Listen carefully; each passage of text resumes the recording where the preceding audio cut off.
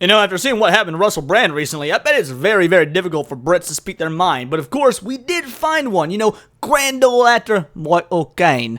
Not really sure if I did that accent proper, but the point is, you all know Michael Caine, Alfred from the Dark Knight trilogy. He was Alfie as well, if I remember right, the old 60s movie Alfie. Point is, he's been in a million different things, and he's fantastic in pretty much all of them. And, he doesn't like political correctness and really doesn't like intimacy coordinators. Well, you guys don't know what intimacy coordinators are on set? Well, I will tell you. But first, welcome back to Words of Paradise. I'm your host, Leon Idle, and let's get into based Michael Caine, talking about the ridiculousness that is the modern Hollywood and filmmaking scene.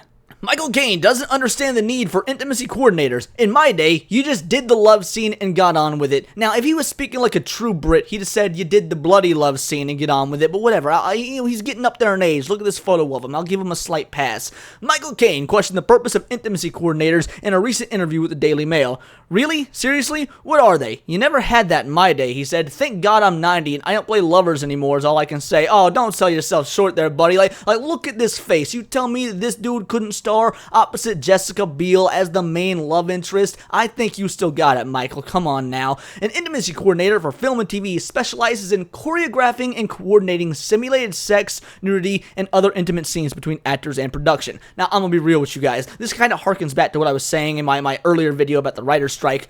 This is bananas. Do you realize how much extra money we're spending on crap like this that doesn't need to... if you are an actor, it is your job to get in there and fake it. I guarantee you your wife is doing the same thing every Tuesday after your, date night where you eat the same chicken parmesan at the same boring-ass restaurant. But as an actor, you get paid to do that. You get paid to go in there and fake it. You shouldn't need some third party coming in who apparently is not an actor. What are they? How are they going to teach you how to act? They're not an actor, but you trust them enough to say, hey, this is how you fake having sex. This is how you fake doing a blowjob. This is how you fake some sort of intimate, sexual, or nudity-based scene.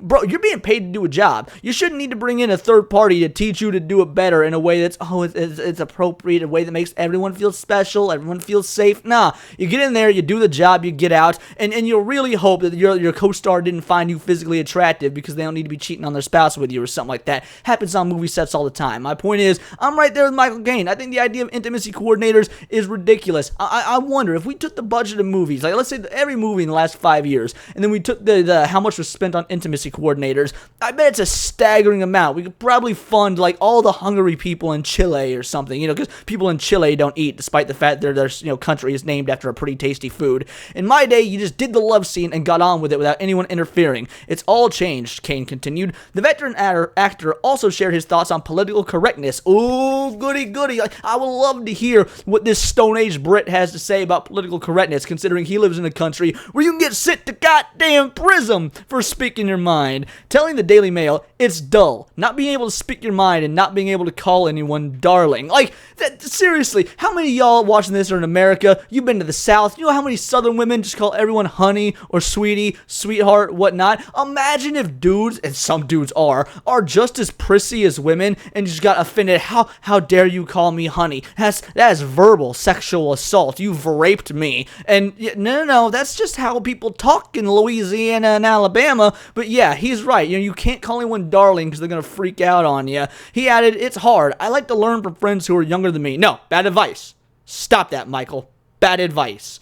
Caine stars in the upcoming British-French drama The Great Escaper as real-life World War II veteran Bernard "Bernie" Jordan. The film, co-starring Glenda Jackson, is based on the true story of Jordan, who snuck out of his nursing home to attend the 70th anniversary D-Day commemorations in France in 2014. I remember that story in the news. That's pretty dope. That sounds like that could be a cool movie. Your boy loves historical epic, though, or historical drama.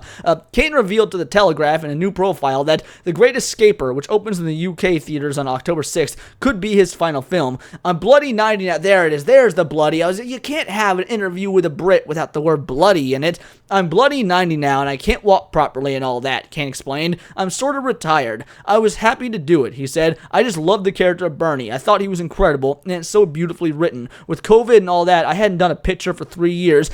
See, that's how old homeboy is. He still calls them pictures. This is multiple moving pictures on a reel. Not even on a reel anymore. It's all digital. but that is how you know this dude is based AF, because he's not like Joe Biden. Joe Biden out there, oh, I believe there are 56 genders and we need to make sure that the Republicans acknowledge it too. But no. Michael Caine probably be out here like, of course there's 2 bloody genders, you dumb fuck. Like, I don't know. That's not quite what he sounds like, but it's still amazing to think. Don't you want to hear Michael Caine call someone a dumb fuck?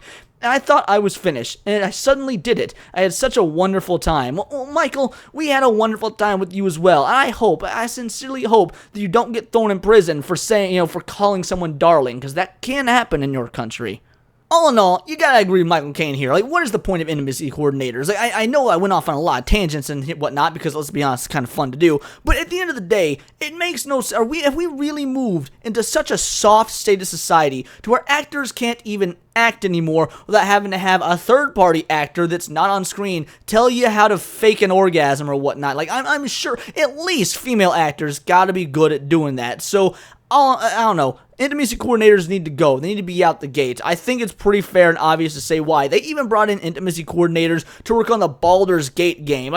It's a video game, and I know, I get it. It was CGI, it was motion captured, so, the motion capture meant that there were actually humans performing the acts. But if you guys are so unprofessional that you can't just, do a fake sex scene, then, I don't know, get some coffee or go to your lunch break in your trailer or whatever afterwards, I'm sorry, you ain't a good actor. A good actor would get in, get done, get out, and would make nothing of it. But, of course, nowadays we live in 2023, when any sort of allegation, scandal is enough to get someone's career put on the line. I can actually understand at least why probably male actors would want an intimacy coordinator there, because this could be the only thing saving them from a false accusation that could land them in prison or without a movie role the rest of their life. But we need to sit back and re-examine ourselves as a society. Is this really where we want to be, to the point where when acting, one of the oldest arts, movies are a relatively recent thing in the grand scheme of human history, but acting itself, that's one of the oldest human things. Storytellers would gather by the fire, they would act things out. The Greeks would get up on stage naked and perform their plays, and they would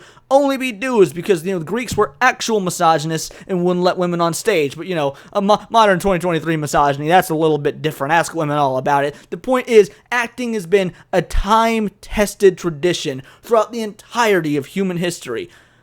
But we've only recently needed intimacy coordinators. Ask yourselves why, and if you think that means we're at a good spot in humanity. Because if you do think we're in a good spot in humanity based on that, I got news for you. You're a fucking retard. But those are just my thoughts. Let me know yours in the comments down below, or let me know on X, where you can find me at Bolt the Word. And please do subscribe. I am a nerdy news channel. I cover nerdy news every day. Not always about movies and acting, but also anime, Magic the Gathering, video games, comic books, you name it. It's all here in the nerdosphere. And this has been Words of Paradise.